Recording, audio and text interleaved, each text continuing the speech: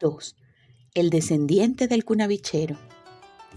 En la parte más desierta y bravía del Cajón de Arauca estaba situado el hato de Altamira, primitivamente unas 200 leguas de sabanas feraces que alimentaban la hacienda más numerosa que por aquellas soledades pasía y donde se encontraba uno de los más ricos garceros de la región. Lo fundó, en años ya remotos, don Evaristo Luzardo, uno de aquellos llaneros nómadas que recorrían, y todavía recorren, con sus rebaños las inmensas praderas del Cajón del Cunaviche, pasando de este al del Arauca, menos alejado de los centros de población. Sus descendientes, llaneros genuinos de pata en el suelo y garrací, que nunca salieron de los términos de la finca, la fomentaron y ensancharon hasta convertirla en una de las más importantes de la región. Pero multiplicada y enriquecida la familia, unos tiraron hacia las ciudades, otros se quedaron bajo los techos de palma del hato, y la apacible vida patriarcal de los primeros Luzardos sucedió la desunión, y ésta trajo la discordia que había de darles trágica fama. El último propietario del primitivo Altamira fue don José de los Santos, quien por salvar la finca de la ruina de una partición numerosa, compró los derechos de sus condueños, a costa de una larga vida de trabajos y privaciones. Pero a su muerte, sus hijos José y Panchita, esta ya casada con Sebastián Barquero, optaron por la partición, y al antiguo fundo sucedieron dos. Uno, propiedad de José, que conservó la denominación original, y el otro, que tomó la de la Barquereña, por el apellido de Sebastián. A partir de allí, y a causa de una frase ambigua en el documento, donde al tratarse de la línea divisoria ponía hasta el palmar de la Chusmita, surgió entre los dos hermanos la discordia, pues cada cual pretendía, alegando por lo suyo, que la frase debía interpretarse agregándosele el inclusive que omitiera el redactor, y emprendieron uno de esos litigios que enriquecen a varias generaciones de abogados y que habría terminado por arruinarlos, si cuando les propusieron una transacción, la misma intransigencia que iba a hacerles gastar un dineral por un pedazo de tierra improductiva, no les dictara en un arrebato simultáneo, o todo o nada. Y como no podía ser todo para ambos, se convino en que sería nada, y cada cual se comprometió a levantar una cerca en torno al palmar, viniendo así a quedar éste cerrado y sin dueño entre ambas propiedades. Mas no paró aquí la cosa. Había en el centro del palmar una madre vieja de un caño seco, que durante el invierno se convertía en tremedal, bomba de fango donde perecía cuanto ser viviente la atravesase, y como un día apareciera ahogada allí una res barquereña, José Luzardo protestó ante Sebastián Barquero por la violación del recinto vedado. Se ofendieron en la disputa. Barquero blandió el chaparro para cruzarle el rostro al cuñado, sacó el revólver y lo derribó del caballo con una bala en la frente. Sobrevinieron las represalias y matándose entre sí, luzardos y barqueros, acabaron con una población compuesta en su mayor parte por las ramas de ambas familias. Y en el seno mismo de cada una se propagó la onda trágica.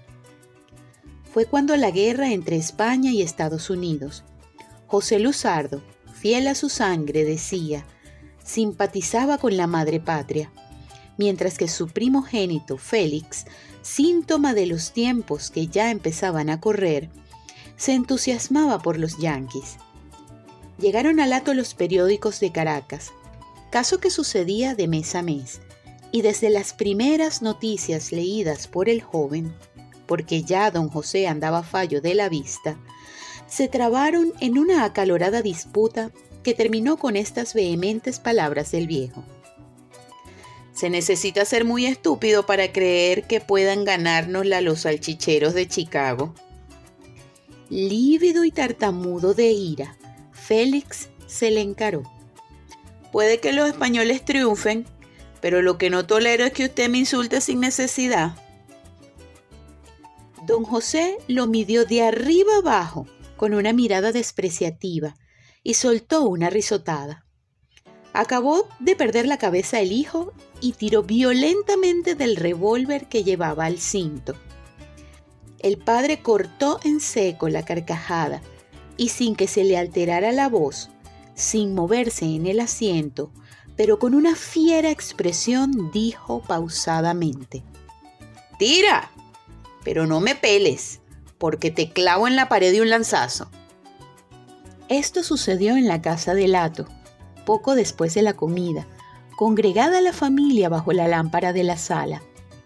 Doña Asunción se precipitó a interponerse entre el marido y el hijo, y Santos, que a la sazón tendría unos 14 años, se quedó paralizado por la brutal impresión. Dominado por la terrible serenidad del padre, seguro de que llevaría a cabo su amenaza si disparaba y erraba el tiro, o arrepentido quizá de su violencia, Félix volvió el arma a su sitio y abandonó la sala. Poco después ensillaba su caballo, dispuesto a abandonar también la casa paterna, y fue inútil cuanto suplicó y lloró doña Asunción. Entretanto, como si nada hubiera sucedido, don José se había calado las gafas y leía, estoicamente, las noticias que terminaban con la del desastre de Cavite. Pero Félix no se limitó a abandonar el hogar, sino que fue a hacer causa común con los barqueros contra los lusardos, en aquella guerra a muerte cuya más encarnizada instigadora era su tía Panchita, y ante la cual las autoridades se hacían de la vista gorda, pues eran tiempos de cacicazgos, y lusardos y barqueros se compartían el del Arauca. Ya habían caído en lances personales casi todos los hombres de una y otra familia, cuando una tarde de riña de gallos en el pueblo, como supiese Félix bajo la acción del alcohol, que su padre estaba en la gallera, se fue allá instigado por su primo Lorenzo Barquero y se arrojó al ruedo, vociferando: «Aquí traigo un gallito puertorriqueño. No es yanqui siquiera. A ver si hay por ahí algún pataruco español que quiera pegarse con él. Lo juego embotado y doy de al partir». Había terminado ya con la victoria de los norteamericanos la desigual contienda y decía aquello para provocar al padre. Don José saltó al ruedo blandiendo el chaparro para castigar la insolencia. Pero Félix hizo armas. A él también se le fue la mano a la suya, y poco después regresaba a su casa, abatido, sombrío, envejecido en instantes, y con esta noticia para su mujer: «Acabo de matar a Félix, ahí te lo traen». Enseguida ensilló su caballo y cogió el camino del hato. Llegó a la casa, se dirigió a la sala donde se había desarrollado la primera escena de la tragedia. Se encerró allí, previa prohibición absoluta de que se le molestara. Se quitó del cinto la lanza y la hundió hasta la empuñadura en la pared de bahareque. En el mismo sitio donde la habría clavado la noche de la funesta lectura a través del corazón del hijo, pues fue allí, se decía, y en el momento de proferir su tremenda amenaza, donde y cuándo había dado muerte a Félix, y quería tener ante los ojos, hasta que se le apagasen para siempre, la visión expiatoria del hierro filicida hundida en el muro. Y, en efecto, encerrado en aquella pieza, sin pan ni agua, sin moverse del asiento, sin pestañear casi, con un postigo abierto a la luz y dos pupilas que aprendieron a no necesitarla durante la noche para ver, todo voluntad en la expiación tremenda, estuvo varios días esperando la muerte a que se había condenado, y allí lo encontró la muerte sentado, rígido ya, mirando la lanza clavada en el muro.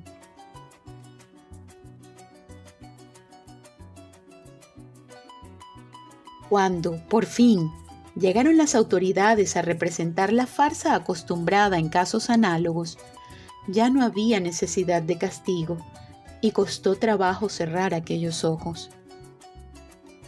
Días después, doña Asunción abandonaba definitivamente el llano para trasladarse a Caracas con Santos, único superviviente de la hecatombe. Quería salvarlo, educándolo en otro medio, a centenares de leguas de aquellos trágicos sitios. Los primeros años fueron tiempo perdido en la vida del joven.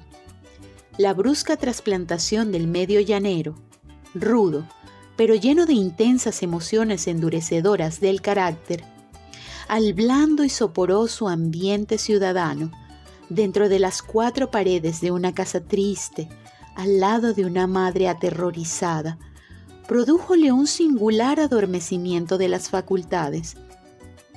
El muchacho animoso, de inteligencia despierta y corazón ardiente, de quien tan orgulloso se mostraba el padre cuando lo veía jinetear un caballo cerrero y desenvolverse con destreza y aplomo en medio de los peligros del trabajo de sabanas, digno de aquella raza de hombres sin miedo que había dado más de un centauro a la epopeya, aunque también más de un cacique a la llanura, y en quien, con otro concepto de la vida, cifraba tantas esperanzas la madre, al oírlo expresar sentimientos e ideas reveladoras de un espíritu fino y reflexivo, se volvió obtuso y abúlico, se convirtió en un misántropo. Te veo y no te conozco, hijo, te has vuelto cimarrón, decíale la madre, llaneraza todavía a pesar de todo. Es el desarrollo, observábanle las amigas. Los muchachos se ponen así cuando están en esa edad. Es el estrago de los horrores que hemos presenciado, añadía ella. Eran ambas cosas, pero también la trasplantación. La falta del horizonte abierto ante los ojos, del cálido viento libre contra el rostro, de la copla en los labios por delante del rebaño, del fiero aislamiento en medio de la tierra ancha y muda, la macolla de hierba llanera languideciendo en el tiesto.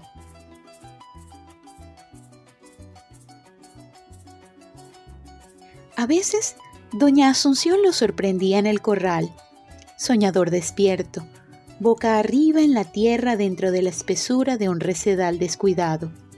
Estaba enmatado, como dice el llanero del Toro que busca el refugio de las matas y allí permanece días enteros echado, sin comer ni beber, y lanzando de rato en rato sordos mugidos de rabia impotente, cuando ha sufrido la mutilación que lo condena a perder su fiereza y el señorío del rebaño. Pero al fin la ciudad conquistó el alma cimarrona de Santos Luzardo. Vuelto en sí del embrujamiento de las nostalgias, se encontró con que ya tenía más de 18 años y en punto de instrucción muy poca cosa sobre la que trajo del Arauca. Mas se propuso recuperar el tiempo perdido y se entregó con ahínco a los estudios. A pesar de los motivos que tenía para aborrecer a Altamira, doña Asunción no había querido vender el hato. Poseía esa alma recia e inmodificable del llanero, para quien nada hay como su tierra natal, y aunque nunca pensó en regresar al Arauca, tampoco se había decidido a romper el vínculo que la unía al terruño. Por lo demás, administrado por un mayordomo honrado y fiel, el hato le producía una renta suficiente. «Que lo venda Santos cuando yo muera», solía decir, pero a la hora de morir le recomendó: «Mientras puedas, no vendas Altamira».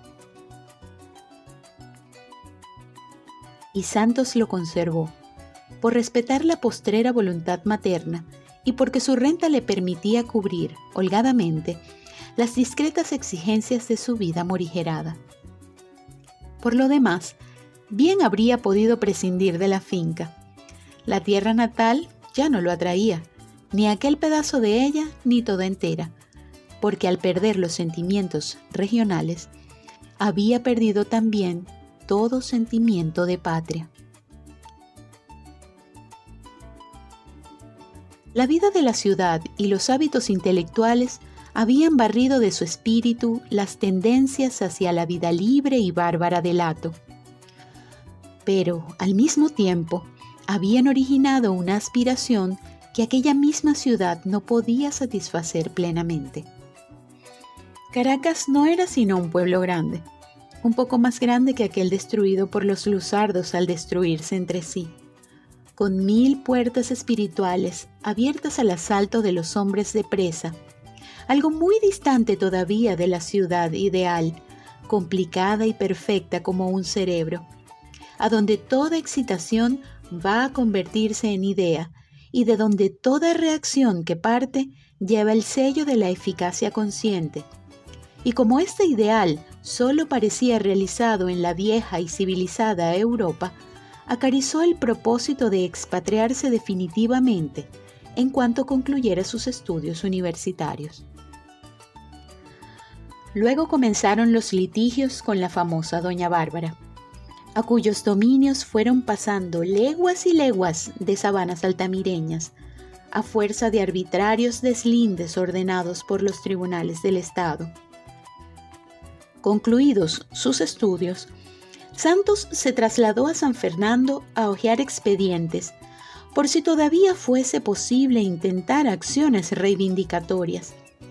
Pero allá, hecho un minucioso análisis de las causas sentenciadas en favor de la mujerona, se comprobó que todo, soborno, cohecho, violencia abierta, había sido asombrosamente fácil para la cacica del Arauca.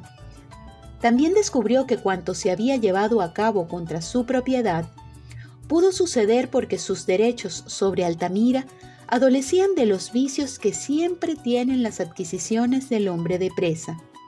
Y no otra cosa fue su remoto abuelo don Evaristo, el cunavichero. Decidió entonces vender la finca, pero nadie quería tener de vecina a doña Bárbara. Y como, por otra parte, las revoluciones habían arruinado el llano, perdió mucho tiempo buscando comprador. Al fin se le presentó uno, pero le dijo: «Ese negocio no lo podemos cerrar aquí, doctor. Es menester que usted vea con sus propios ojos cómo está Altamira. Aquello está en el suelo, unas paraparas es lo que queda en la sabana, y reses flacas toditas. Si quiere, váyase allá y espéreme. Ahora sigo para Caracas a vender un ganado, pero dentro de un mes pasaré por Altamira y entonces conversaremos sobre el terreno». «Allá lo esperaré», díjole Santos, y al día siguiente partió para Altamira. Por el trayecto, ante el espectáculo de la llanura desierta, pensó muchas cosas. Meterse en el hato a luchar contra los enemigos, a defender sus propios derechos y también los ajenos, atropellados por los caciques de la llanura, puesto que doña Bárbara no era sino uno de tantos, a luchar contra la naturaleza, contra la insalubridad que estaba aniquilando la raza llanera, contra la inundación y la sequía que se disputan la tierra todo el año, contra el desierto que no deja penetrar la civilización. Pero no eran propósitos todavía, sino reflexiones puras, entretenimientos del razonador. Y a una, optimista, sucedía inmediatamente otra contradictoria. Para llevar a cabo todo esto se requiere algo más que la voluntad de un hombre. ¿De qué serviría acabar con el cacicazgo de doña Bárbara en el Arauca? Reaparecería más allá abajo otro nombre. Lo que urge es modificar las circunstancias que producen estos males, poblar. Pero para poblar, sanear primero. Y para sanear, poblar antes. Un círculo vicioso. Mas he aquí que un sencillo incidente, el encuentro con el brujeador, y las palabras con que el bonguero le hizo ver los peligros a que se expondría si intentaba atravesársele en el camino a la temible doña Bárbara, ponen de pronto en libertad al impulsivo postergado por el razonador, y lo apasionante ahora es la lucha. Era la misma tendencia de irrefrenable acometividad que causó la ruina de los Luzardos, pero con la diferencia de que él la subordinaba a un ideal: luchar contra doña Bárbara, criatura y personificación de los tiempos que corrían. No sería solamente salvar a Altamira, sino contribuir a la destrucción de las fuerzas retardatarias de la prosperidad del llano. Y decidió lanzarse a la empresa con el ímpetu de los descendientes del Cunavichero, hombres de una raza enérgica, pero también con los ideales del civilizado, que fue lo que a aquellos les faltó.